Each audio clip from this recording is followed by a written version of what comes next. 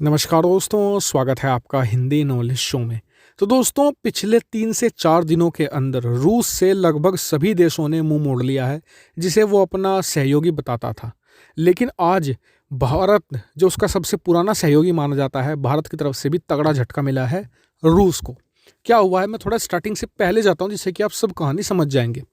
आप सभी लोगों को पता होगा, जब कोरोना का दौर लगभग आप कह सकते हैं पीक पर था, 4-5 महीने पहले की बात है, और उस समय वैक्सीन की बात चल रही थी। रूस आया था सबसे पहले वैक्सीन लेकर, ठीक है। उस समय वैक्सीन आई, लेकिन किसी ने उसे भाव नहीं दिया, क्योंकि सेफ्टी को लेकर इशू था। मुश्किल से 1000-1200 लोगों पर ट्रायल किए गए थे। लेकिन उस समय ना तो चीन ने साथ दिया उसका, ना तुर्की ने, ना पाकिस्तान ने, ना किसी और देश ने। भारत ने कहा था कि आप टेंशन मत लो, हम आपसे 100-200 मिलियन डोज खरीद लेंगे, आप भारत में ट्रायल शुरू करवाओ। भारत ने अपने देश में, यानी कि हमारे यहाँ पर हैदराबाद की जो एक बड़ी कंपनी है, इसका नाम है डॉक्टर रेड्डी, उसके जरिए इसमें मतलब कि एक तरीके से ट्रायल कराने शुरू कर दिए। रूस को भी लगा कि जी ठीक है, भारत ने खरीद लिया, हम इसकी एक तरीके से दुनिया को दिखाएंगे कि एक बड़े देश ने हमारी वैक्सीन खरीदी है, और उसका एडवर्टाइजमेंट करेंगे। लेकिन रूस ने बड़ी गलती कर दी। रूस चला गया भारत के विपक्षी पार्टी में, जी हाँ, जिसमें शामिल था तुर्की, इसके अलावा पाकिस्तान और चीन के गुट में चला गया, और इन सभी देशों में इंडोर्स करनी शुरू कर दी अपनी वैक्सीन। सबसे पहले तो तुर्की ने हाथ खड़े कर दिए कि हम नहीं खरीदेंगे। उसे सबसे ज़्यादा उम्मीद थी पाकिस्तान से, लेकिन पाकिस्तान ने तो बिल्कुल साफ मना कर दिया। अभी 2 दिन पहले ही उन्होंने चीन को कॉन्ट्रैक्ट दिया है वैक्सीन के लिए। अब जो उनका पहले से ही बाजार था भारत, अब भारत ने कहा है कि भारत ने रूसी वैक्सीन को सीधे तौर पर साइडलाइन कर दिया है। भारत ने अप्रूव करी है एस्ट्राजेनेका और ऑक्सफोर्ड वाली वैक्सीन को।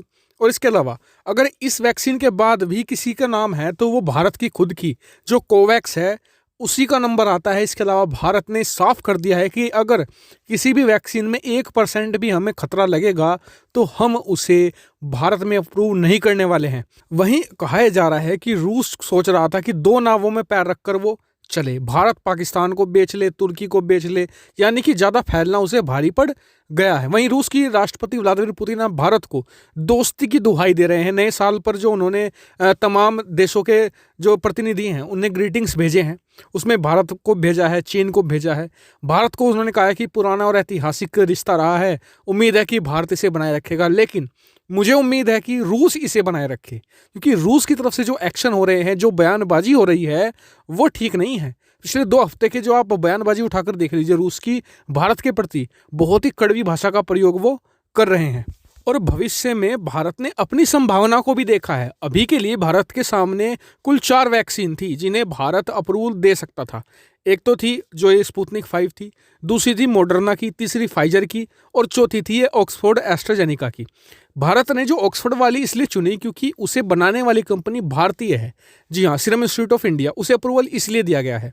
दूसरी बात ये कि भारत की खुद की कोवैक्स तैयार हो रही है, जो 100% भारतीय है। ये भारत का प्लान ये है कि इसे ही भारत में सबको लगाया जाए और एक्सपोर्ट भी किया जाए। अगर भारत स्पुतनिक को यहाँ पर दे देता है अप्रूवल, तो भविष्य में कौन भारत से वैक्सीन खरीदेगा, भारत किसे एक्सपोर्ट करेगा? क्योंकि सब तो ये कहेंगे कि ये तो खुद रूस की वैक्सीन लगा रहे हैं, हम इनकी क्यों खरीदें, यानी कि रूस की वैक्सीन ज़्यादा इफेक्टिव है।